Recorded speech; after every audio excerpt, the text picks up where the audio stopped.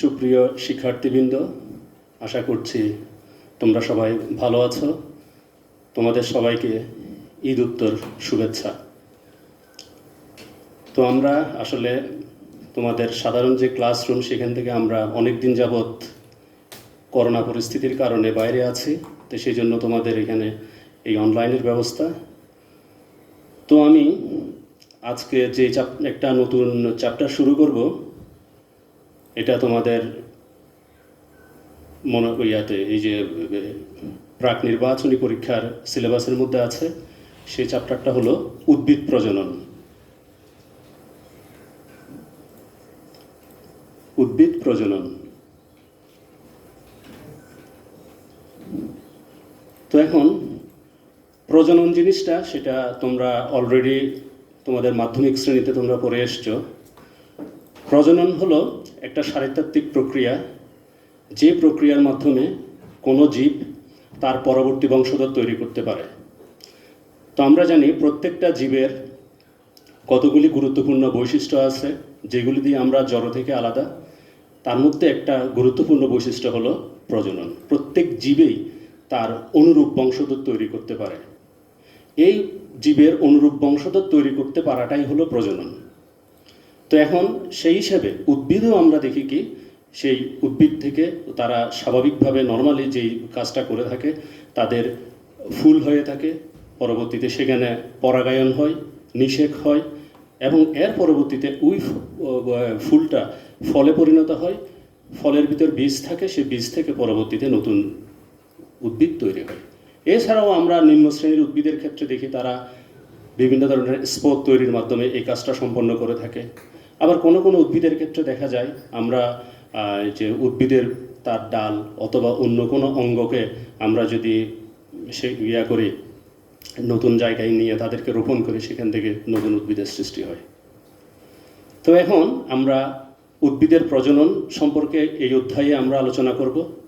তাহলে আমরা জানি প্রজনন সাধারণত দুই প্রকারের হয়ে থাকে। প্রজনন দুই প্রকারের হয়ে থাকে। একটা হলো যৌন প্রজনন এবং আরেকটা হলো অযৌন প্রজনন। তো এখন যৌন প্রজনন, যে প্রজননের ক্ষেত্রে কোনো জীবের বিপরীতধর্মী গ্যামেট সৃষ্টির প্রয়োজন পড়ে এবং এই বিপরীতধর্মী গ্যামেটের নিষেকের মাধ্যমে তারা জাইগোট তৈরি করে এবং জাইগোট থেকে নতুন জীবের জন্ম দিয়ে থাকে, সেই ধরনের প্রজনন প্রক্রিয়াকে বলা হচ্ছে যৌন প্রজনন। অর্থাৎ তাহলে যৌন প্রজনন প্রক্রিয়ায় বিপরীতধর্মী গ্যামেট তৈরি হতে হবে, পুংগ্যামেট এবং স্ত্রী গ্যামেট। এই গ্যামেটের মিলনের মাধ্যমে জাইগোট সৃষ্টি হবে এবং সেই জাইগোট থেকে পরবর্তীতে নতুন জীব তৈরি হবে। সেই ধরনের প্রজননকে আমরা বলবো যৌন প্রজনন। আর অযৌন প্রজনন হলো, এক্ষেত্রে বিপরীতধর্মী গ্যামেট তৈরির প্রয়োজন নাই। আমরা নিম্ন শ্রেণীর জীবদের ক্ষেত্রে শৈবাল, ছত্রাক, ব্রায়োফাইটা, টেরিডোফাইটা, এদের ক্ষেত্রে আমরা দেখি এই স্পোর, বিভিন্ন ধরনের স্পোর, এটা জুস্পোর, অ্যাপ্লানোস্পোর, কনিডিয়া ইত্যাদি বিভিন্ন তারা অযৌন জনন তারা কোষ তৈরি করে এবং সেখান থেকে নতুন উদ্ভিদের জন্ম দেয়। তাহলে এখানে কোনো গ্যামেটের মিলন তথা নিষেকের প্রয়োজন নাই এবং নিষেকের ছাড়াই এই ধরনের প্রজননটা সম্পন্ন হয়ে থাকে। অঙ্গজ প্রজননও তাহলে এক ধরনের অযৌন প্রজননের মধ্যে পড়েছে, যেহেতু সেখানেও কোনো বিপরীতধর্মী গ্যামেট সৃষ্টির প্রয়োজন পড়ে না। তো আমরা প্রথমেই উদ্ভিদের যৌন প্রজনন সম্পর্কে আলোচনা করব। এই অধ্যায়ে মূলত উদ্ভিদের যৌন প্রজনন সম্পর্কেই এখানে বিস্তারিত বর্ণনা দেওয়া আছে, অর্থাৎ উদ্ভিদ কীভাবে যৌন প্রজনন সম্পন্ন করে। তাহলে যৌন প্রজনন সম্পন্ন করতে গেলে তাদেরকে বিপরীতধর্মী গ্যামেট তৈরি করতে হয়। তাহলে কীভাবে বিপরীতধর্মী গ্যামেট তৈরি হয় এবং সেই গ্যামেটের মধ্যে কীভাবে নিষেক প্রক্রিয়া সম্পন্ন হয় এবং নিষেকের পরবর্তীতে একটা ফুল কীভাবে ফলে পরিণত হয়, একটা ফুলের কোন কোন অংশ ফলের কোন কোন অংশে পরিণত হয়, সেই বিষয়গুলি নিয়েই আমরা এই অধ্যায়ে মূলত আলোচনা করব। তো এখন আমরা জানি উদ্ভিদের যৌন প্রজননের, কিন্তু উদ্ভিদের যৌন প্রজনন যার মাধ্যমে করে থাকে, যেই অঙ্গের মাধ্যমে করে থাকে, যে অংশের মাধ্যমে করে থাকে, সেটা হলো ফুল। আমরা জানি প্রত্যেকটা সপুষ্পক উদ্ভিদের 5টা অংশ থাকে: মূল, কাণ্ড, পাতা, ফুল এবং ফল। তাহলে এর মধ্যে এই যে ফুল, এই ফুলটা হলো তার যৌন প্রজনন অঙ্গ। তাহলে ফুল কাকে বলো? এখন আমাকে যদি বলো যে ফুলের ডেফিনেশন কি, তাহলে ফুল হলো উদ্ভিদের একটা রূপান্তরিত বিটপ, অর্থাৎ যৌন প্রজননের উদ্দেশ্যে উদ্ভিদের সৃষ্ট রূপান্তরিত বিটপকে বলা হয় ফুল। এই ফুল, সেখানে তার পুংজনন অঙ্গ আছে, স্ত্রীজনন অঙ্গ আছে, সেখানে কি হয়, এই নিষেক প্রক্রিয়াটা সম্পন্ন হয়। তাহলে আমরা জানি একটা আদর্শ ফুলের 5টা অংশ থাকে: থ্যালামাস, বৃতি, দল, পুংস্তবক এবং স্ত্রীস্তবক। হ্যাঁ, থ্যালামাসটা হলো তাহলে ফুলের একদম সর্বনিম্ন অংশ, যে অংশ দিয়ে সে মাতৃ উদ্ভিদের সাথে সংযুক্ত থাকে। থ্যালামাস দিয়েই সে এই যে সেটা ঢালে হোক কিংবা মূল কাণ্ডে হোক, যেখানেই এই ফুলটা তৈরি হয়, তাহলে সে মূল উদ্ভিদের সাথে সংযুক্ত থাকে থ্যালামাস দিয়ে। তারপর অংশটা হলো বৃতি। তো বৃতি হলো ফুলের একদম সবচেয়ে বাইরের যে অংশটা, সেটা হলো বৃতি। সাধারণত সবুজ বর্ণের হয়ে থাকে, এবং এই তাহলে বৃতির কাজটা কি? বৃতির কাজ হলো মুকুল অবস্থায়, ফুলটা অপ্রস্ফুটিত অবস্থায় যখন থাকে, তখন ওই ফুলকে সে প্রোটেকশন দেয়, তাকে প্রতিরক্ষা দেয়, বাইরের আঘাত বন্য কোনো এই যে প্রতিকূল অবস্থা থেকে তাকে রক্ষা করে। তারপর হচ্ছে বৃতি সবুজ হওয়াতে এখানে ফটোসিনথেসিসও হয়। বৃতি হচ্ছে পুরো একটা স্তবকের নাম। এটা এক বা একাধিক তার আবার অংশ আছে, এতে প্রত্যেকটাকে বলা হচ্ছে বৃত্তাংশ। ইংরেজিতে বৃতিকে বলা হয় ক্যালিক্স, আর বৃত্তাংশকে বলা হয় সেপল।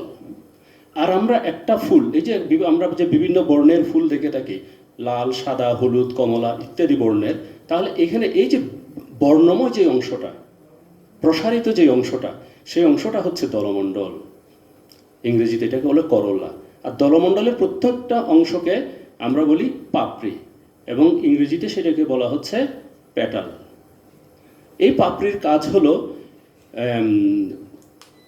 বিভিন্ন ধরনের পরাগায়নের সহায়ককারী যে জীবগুলি আছে, এখানে পতঙ্গ হতে পারে, অন্য জীব হতে পারে, তাদেরকে আকর্ষণ করা এবং পরাগায়নে সাহায্য করা। তারপরে এর পরের স্তবকটা হলো পুংস্তবক। এটাও আবার এক বা একাধিক তার পার্টস বা অংশ আছে। প্রত্যেকটা অংশকে পুংস্তবকের বলা হচ্ছে পুংকেশর। তাহলে পুংস্তবকটা আসলে অ্যান্ড্রোসিয়াম, আর পুংকেশরটাকে বলা হচ্ছে স্টামেন। আবার প্রত্যেকটা স্টামেন তথা পুংকেশরে 2টা অংশ থাকে, আমরা পরবর্তীতে সেটা নিয়ে আবার আলোচনা করব। উপরের স্ফীত অংশটা হচ্ছে পরাগধানী, আর নিচের লম্বা সরু অংশটা হচ্ছে পুংদণ্ড তথা ফিলামেন্ট। এর পরবর্তীতে একদম যে সবচেয়ে ভিতরের যে স্তবক, সেই স্তবকটা হলো স্ত্রীস্তবক। ইংরেজিতে সেটা বলে গাইনোসিয়াম। আবার স্ত্রীস্তবকের প্রত্যেকটা অংশকে বলা হচ্ছে কার্পেল অথবা স্ত্রীকেশর। তো একটা স্ত্রীকেশরে 3টে অংশ থাকে: গর্ভমুণ্ড, গর্ভদণ্ড, গর্ভাশয়। তাহলে এখানে আমরা দেখছি একটা ফুলের যে অংশগুলো আছে, সেই অংশগুলির মধ্যে এই লাস্টের যে 2টা অংশ আমরা বললাম, পুংস্তবক এবং স্ত্রীস্তবক। পুংস্তবকের পুংকেশর, স্ত্রীস্তবকের স্ত্রীকেশর। এই 2টা স্তবকের মধ্যে তাহলে পুংকেশরের মধ্যে পরাগধানীর ভিতরে পরাগরেণু তৈরি হয়। আবার স্ত্রীকেশরের ওই যে গর্ভদণ্ড, গর্ভমুণ্ড, গর্ভাশয়, এই গর্ভাশয়ের ভিতরে ডিম্বক থাকে, যেখানে ডিম্বাণু থাকে। তাহলে পরাগরেণু সেখানে পুংগেমেট তৈরি হবে, এবং ডিম্বাণু সেখানে ডিম্বাণু অর্থাৎ স্ট্রিগেমেট ডিম্বকের ভিতরে তৈরি হবে। তো এখন আমরা দেখলাম যে পুংস্তবকের পুংগেমেট, স্ত্রীস্তবকের স্ট্রিগেমেট সরাসরি তারা প্রজননে অংশগ্রহণ করতেছে। তো সেই জন্য এই স্তবকগুলিকে বলা হচ্ছে অত্যাবশ্যকীয় স্তবক। আর এরা সরাসরি তারা প্রজননে অংশগ্রহণ করছে না, বাট প্রজননে কিন্তু তারা সাহায্য করতেছে, একটা ফুলকে অবলম্বন দিচ্ছে, পরাগায়নে সহায়তা করতেছে, যেটা কিন্তু পরবর্তীতে প্রজননের জন্য প্রয়োজন হচ্ছে। তাহলে এই স্তবকগুলিকে তখন বলা হচ্ছে সাহায্যকারী স্তবক। তাইলে আমরা একটা দেখলাম যে ফুলের মধ্যে যে 5টা স্তবকের মধ্যে থ্যালামাস, বৃতি দল। এই স্তবকগুলি পরাগায়নে এই যে তোমার টোটাল যে প্রজনন, সে প্রজননে সহায়তা করছে। তো সেজন্য এরা হলো সাহায্যকারী স্তবক। তারা কিন্তু সরাসরি প্রজননে অংশগ্রহণ করছে না, তারা হলো সাহায্যকারী স্তবক তথা অ্যাক্সেসরি হোলস।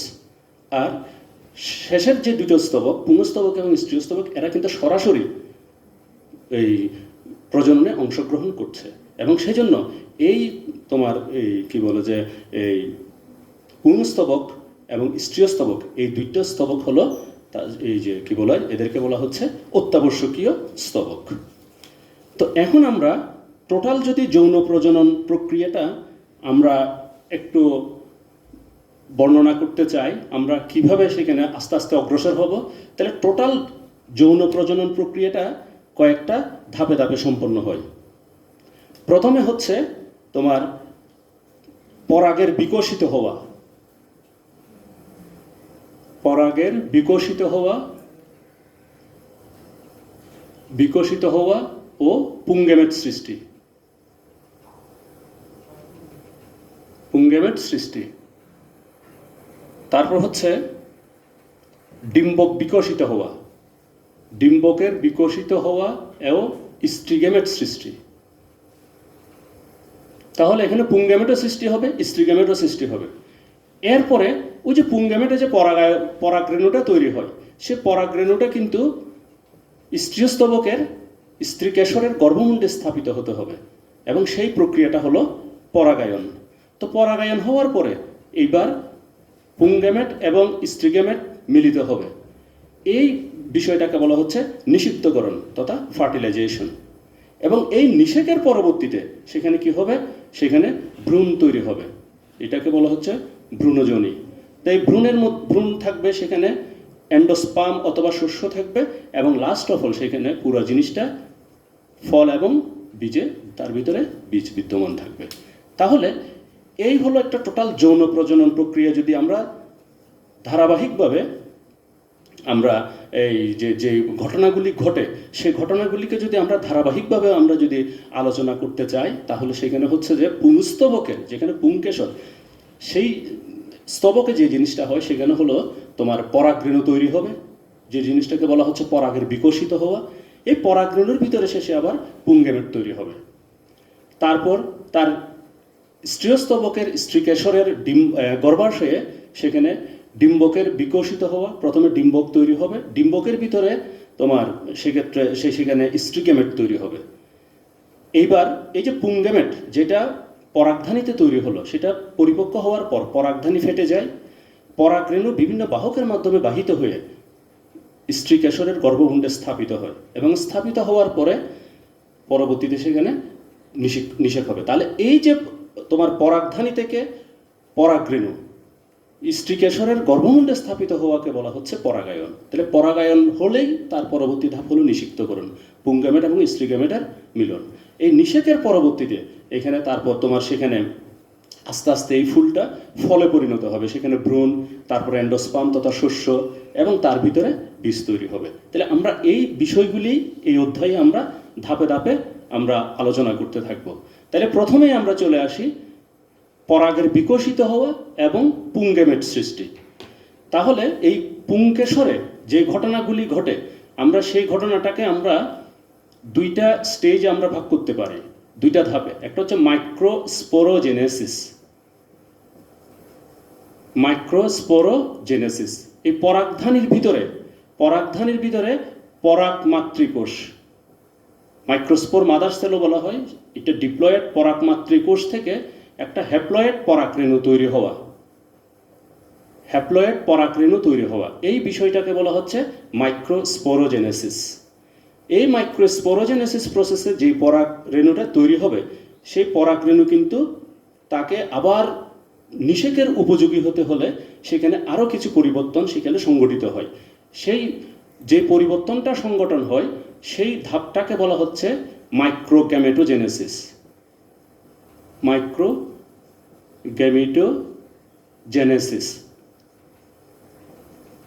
এখানে ওই পরাগরেণুর ভিতরে যে পরাগরেণু, এই পরাগরেণু কিসে পরিণত হবে? পরাগরেণু পুংগেমেটে পরিণত হবে এবং এই পুংগেমেটে কিন্তু নিষেকের জন্য উপযুক্ত। তাহলে পরাগধানীর অভ্যন্তরে যে পরিবর্তনগুলি সংঘটিত হয়, অর্থাৎ একটা পরাগধানীর ভিতরে যে পরাগরেণু তৈরি হবে এবং সেই পরাগরেণু নিষেকের উপযুক্ত হওয়া পর্যন্ত যেই ঘটনাগুলি সংঘটিত হয়, সেই ঘটনাগুলিকে আমরা দুইটা ধাপে আমরা বলতে পারি। একটা হলো মাইক্রোস্পোরোজেনেসিস এবং আরেকটা হলো মাইক্রোগ্যামেটোজেনেসিস। তাহলে এখন পুংকেশরের পরাগধানীর ভিতরে পরাগ মাতৃকোষ থাকে। সে পরাগ মাতৃকোষ মিওসিস কোষ বিভাজন পদ্ধতিতে ডিপ্লয়েড পরাগ মাতৃকোষ থেকে হ্যাপ্লয়েড পরাগরেণু সৃষ্টি, এটা হলো মাইক্রোস্পোরোজেনেসিস। এরপরে সেই পরাগরেণুর অভ্যন্তরে আবার কিছু পরিবর্তন হবে এবং ওই পরিবর্তনের মাধ্যমে ওই পরাগরেণুর ভিতরে আবার পুংগেমেট তৈরি হবে এবং এই পুংগেমেটেই কিন্তু সরাসরি নিষেকে অংশগ্রহণ করবে। তাহলে আমরা প্রথমে মাইক্রোস্পোরোজেনেসিস সেই বিষয়টা আমরা আলোচনা করি। তো আমরা যদি একটা পুংকেশরকে দেখি, তাহলে পুংকেশরের নিচে এরকম লম্বা দণ্ডটাকে হলো হচ্ছে পুংদণ্ড এবং তার উপরে যে স্ফীত অংশ এটা হলো পরাগধানী এবং তার নিচের যে লম্বা দণ্ড এটাকে বলা হচ্ছে পুংদণ্ড তথা ফিলামেন্ট এবং এটা পরাগধানী বা অ্যান্থার। এই পরাগধানীর ভিতরেই কিন্তু পরাগরেণু তৈরি হবে। তো একটা ফুল যখন ফুটে তার আগেই কিন্তু এই ঘটনাগুলি সংঘটিত হয়ে যায়। তাহলে আমরা যদি একটা পরাগধানীকে দেখি, পরাগধানীর যদি আমরা একটা সেকশন নিই, একটা পরাগধানী কিন্তু 4 কোণ বিশিষ্ট হয়। তাহলে সেকশন নিলে তাকে আমরা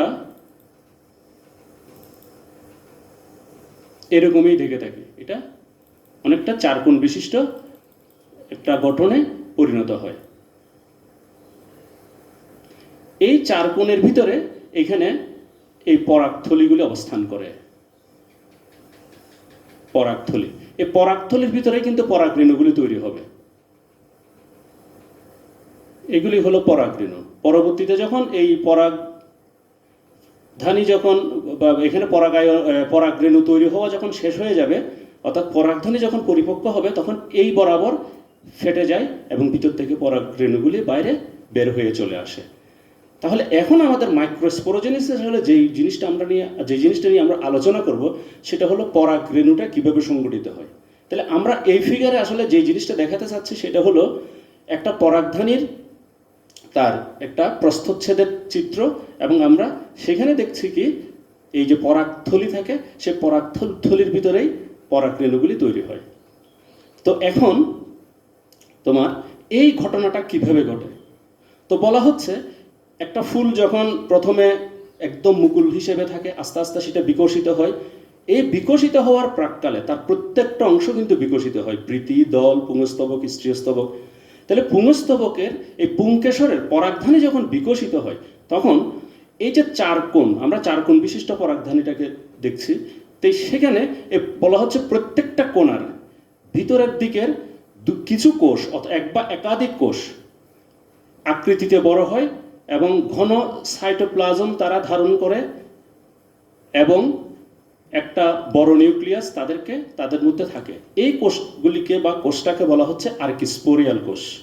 এটা 4 কর্নারের প্রত্যেকটা কর্নারেই থাকে, এক বা একাধিক হতে পারে। এই আর্কিস্পোরিয়াল কোষটা বিভাজিত হয়ে কেন্দ্রের দিকে এবং পরিধির দিকে 2টা কোষ তৈরি করে। এই কোষের মধ্যে বাইরের দিকে যে কোষটা তৈরি করছে তাকে বলা হচ্ছে প্রাইমারি ওয়াল সেল অথবা প্রাথমিক দেয়াল কোষ। প্রাথমিক দেয়াল কোষ।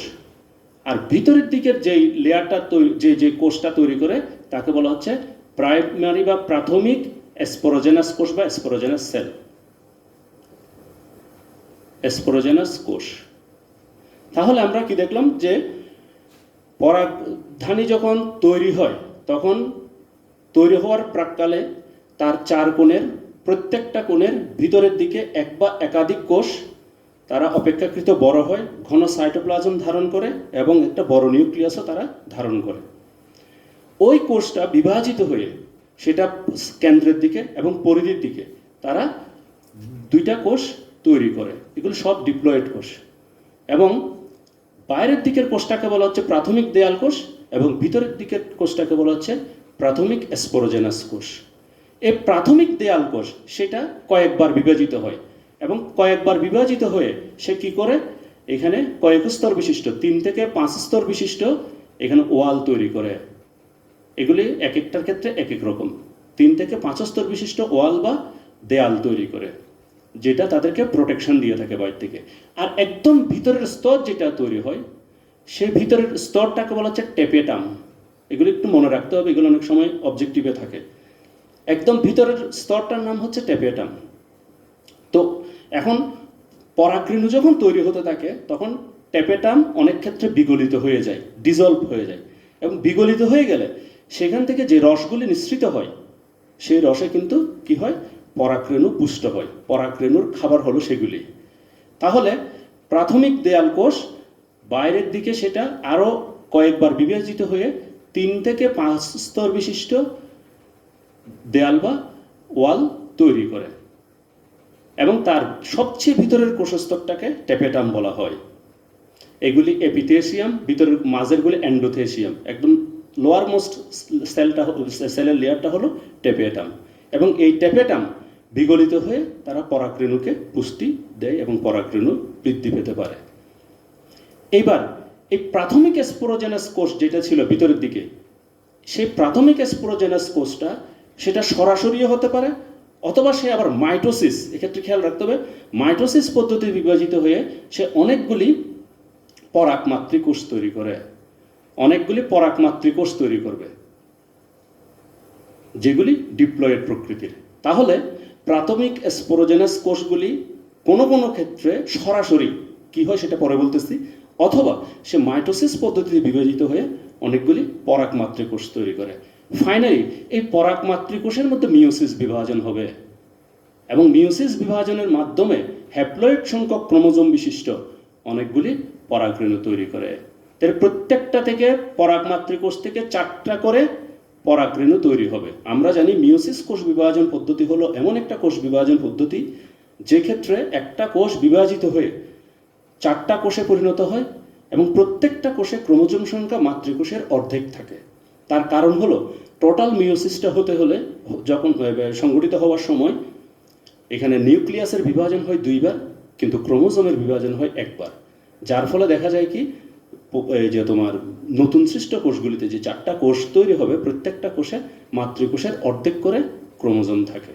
তো সেই হিসাবে এখানেও আমরা পরাগ মাতৃকোষের মধ্যে দেখলাম যে সেখানে মিওসিস বিভাজন সংঘটিত হয় এবং মিওসিস বিভাজনের ফলে এখানে প্রত্যেকটা পরাগ মাতৃকোষ থেকে 4টা করে পরাগরেণু তৈরি হয়।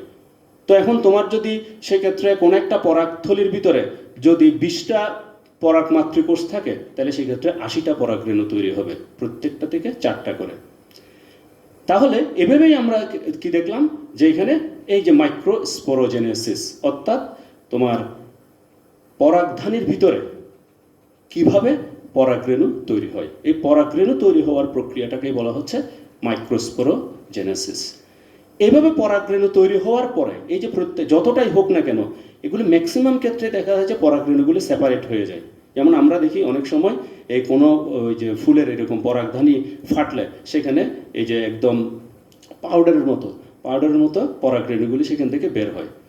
তবে ম্যাক্সিমাম ক্ষেত্রে সেগুলি কি হয়ে যায়, পরাগরেণুগুলো আলাদা আলাদা হয়ে যায়। কিন্তু কিছু কিছু ক্ষেত্রে আমরা কিছু ফ্যামিলির উদ্ভিদের মধ্যে কি দেখি যে সবগুলি পরাগরেণু এরা একত্রে অবস্থান করে, এগুলি পরাগথলি বা পরাগথলিতে অবস্থান করে, একসাথে থাকে। তো এই বিষয়টা হচ্ছে পলিনিয়াম এবং সেটা অর্কিডেসি, আমরা অর্কিডের মধ্যে দেখি, আবার এক্সক্লেপিয়াডিসি, এরকম কয়েকটা ফ্যামিলির কথা বলা হচ্ছে যেখানে সবগুলি পরাগরেণু একসাথে একত্রে সংযুক্ত থাকে। তো এখন এভাবেই আমরা কি দেখলাম, মাইক্রোস্পোরোজেনেসিস পদ্ধতিতে পরাগধানীর ভিতরে কিভাবে পরাগরেণু তৈরি হয়। তো আমরা যদি এখন একটা পরাগরেণুর গঠন, তার বাহ্যিক গঠনটা কীরকম সেই বিষয়টা যদি আমরা দেখি, তাহলে পরাগরেণু পোলেন গ্রেইন। তো সাধারণত পরাগরেণু ম্যাক্সিমাম ক্ষেত্রে বলা হচ্ছে এটা গোলাকার হয়ে থাকে। প্রথম অবস্থায় সে তার সেন্টারে একটা নিউক্লিয়াস ধারণ করবে এবং প্রত্যেকটা পরাগরেণু এরকম 2 স্তর বিশিষ্ট আবরণ দ্বারা আবৃত থাকে। তার মধ্যে বাইরের আবরণটাকে বলা হচ্ছে এক্সাইন এবং ভিতরের আবরণটাকে বলা হচ্ছে ইনটাইন। তো মাঝে মাঝে দেখা যায় এক্সাইন ইনটাইনের সাথে মিলে গেছে এবং যেখানে মিশে গেছে সেখানে একটা ছিদ্রের মতো গঠন তারা তৈরি করেছে এবং এই ছিদ্রটাকে বলা হচ্ছে জার্ম পোর তথা রেণুরন্ধ্র। এবং তার প্রথম অবস্থায় তার মধ্যে নিউক্লিয়াস থাকবে একটা, প্রথম অবস্থায় সেখানে একটা নিউক্লিয়াস ধারণ করে একটা নিউক্লিয়াস থাকে। তো এখন তাহলে সে দুইটা আবরণ দ্বারা আবৃত থাকবে, একটা এক্সাইন একটা ইনটাইন। এক্সাইন আবরণটা অপেক্ষাকৃত পুরু এবং সেটা দেখা যাচ্ছে তোমার স্পোরোপোলেনিন এক ধরনের ক্যারোটিনয়েড জাতীয় পদার্থ দ্বারা সেটা তৈরি হয়। এখানে কোনো সেলুলোজ বা পেকটিন এগুলি থাকে না এবং অপেক্ষাকৃত পুরু হয়, শক্ত হয় বাইরের আবরণটা। এবং বাইরের আবরণটা কিন্তু মসৃণ নয়, একটু আগেও বললাম যে বাইরের আবরণটা কোনো কোনো জায়গায় সেটা ভিতরের দিকে ঢুকে গিয়ে ইনটাইনের সাথে মিশে গেছে, যার ফলে এখানে একটা ছিদ্রের মতো অনেকগুলি গঠন তৈরি হয়। এগুলি প্রজাতিভেদে এই জার্মপোরের সংখ্যা ভিন্ন হতে পারে। তো এখন এর পরবর্তী যে ভিতরের আবরণ, সেই আবরণটা হলো ইনটাইন। এক্সাইন থেকে ইনটাইন অপেক্ষাকৃত পাতলা এবং রাসায়নিকভাবে সেটা সেলুলোজ, পেকটিন এই সমস্ত পদার্থ দ্বারা এটা তৈরি হয়ে থাকে এবং নরম প্রকৃতির হয়। এক্সাইনের চাইতে অপেক্ষাকৃত নরম প্রকৃতির হয়ে থাকে। তো এখন এই ইনটাইনের ভিতরে এখানে অন্য কোষের মতোই সেখানে সাইটোপ্লাজম আছে এবং বিভিন্ন ধরনের তোমার কোষীয় ক্ষুদ্রাঙ্গগুলি অবস্থান করে এবং তার সেন্টারে একটা নিউক্লিয়াস থাকবে। এইটা হলো ওই যে আমরা মাইক্রোস্পোরোজেনেসিস প্রসেসে সেখানে যেভাবে একটা পরাগ মাতৃকোষ থেকে যে পরাগরেণু তৈরি হয়েছিল সেই পরাগরেণুটা এরকম। এই ধরনের পরাগরেণু কিন্তু যখন থাকে তখনও সেটা পরাগধানীর ভিতরে থাকে, তখনও কিন্তু পরাগধানী ফাটে নাই কিংবা পরাগায়ন হয় নাই।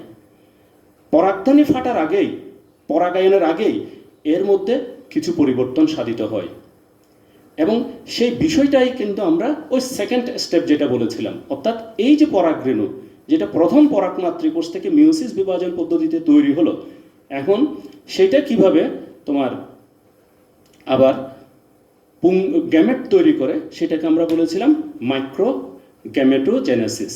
এই মাইক্রোগ্যামেটোজেনেসিস অর্থাৎ যেই পরাগরেণুটা তৈরি হলো সে পরাগরেণুটা এখন নিষেকের জন্য কিভাবে উপযুক্ত হবে।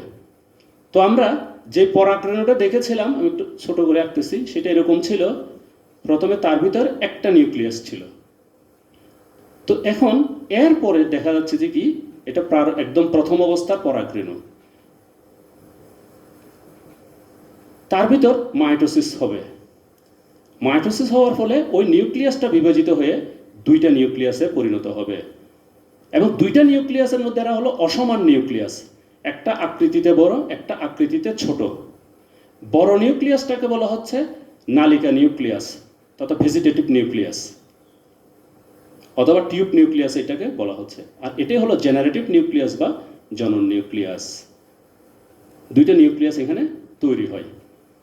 তো দেখা যাচ্ছে যে বেশিরভাগ উদ্ভিদের ক্ষেত্রেই এই নিউক্লিয়াস অবস্থায় যখন পরাগরেণুটা থাকে তখন তাকে পরিপক্ক পরাগরেণু বলা হয় এবং তখন এই পরাগধানী ফেটে পরাগায়ন সংঘটিত হয়। তাহলে ম্যাক্সিমাম ক্ষেত্রে পরাগায়নের সময় পরাগরেণুটা দুই নিউক্লিয়াস বিশিষ্ট হয়ে থাকে। এই বিষয়গুলো তোমাদেরকে খুব ভালোভাবে খেয়াল রাখতে হবে এবং মনে রাখতে হবে। এগুলো আমরা অনেক সময় অবজেক্টিভে দিয়ে থাকি। পরবর্তীতে এটা পরাগায়ন সংঘটিত হয়ে যাওয়ার পরে এটা গর্ভমুণ্ডে পতিত হলে অথবা কোনো কোনো ক্ষেত্রে গর্ভমুণ্ডে পড়ার আগেই এখানে কি হয়, ওই জনন নিউক্লিয়াসের মধ্যে আবার মাইটোসিস হয় এবং আবার মাইটোসিস হওয়ার ফলে এখানে দুইটা নিউক্লিয়াস তৈরি হয়। এটা কিন্তু নালিকা নিউক্লিয়াস ঠিক আছে, ওইটার মধ্যে আর কোনো বিভাজন হয় নাই। তাহলে বিভাজন হয়েছে জনন নিউক্লিয়াসের মধ্যে এবং জনন নিউক্লিয়াসের মধ্যে বিভাজিত হওয়ার ফলে যেই দুইটা নিউক্লিয়াস তৈরি হয় সেই দুইটা নিউক্লিয়াসকেই বলা হচ্ছে পুংগেমেট। অর্থাৎ কোনো কোনো ক্ষেত্রে তাহলে দেখা যাচ্ছে যে তোমার এই পরাগায়ন প্রক্রিয়াটা 3 নিউক্লিয়াস বিশিষ্ট অবস্থায়ও হতে পারে, তবে ম্যাক্সিমাম ক্ষেত্রে 2 নিউক্লিয়াস বিশিষ্ট অবস্থায় হয়। তাহলে এই যে তোমার পরাগরেণু এই পরাগরেণু প্রথমে এক নিউক্লিয়াস বিশিষ্ট ছিল, ধাপে ধাপে সেটা পরিবর্তনের মাধ্যমে এখন 3 নিউক্লিয়াস বিশিষ্ট হলো, যার ভিতর পুংগেমেট তৈরি হলো, এবং এই পুংগেমেটগুলি কিন্তু তোমার পরবর্তীতে তারা নিষেকে অংশগ্রহণ করবে।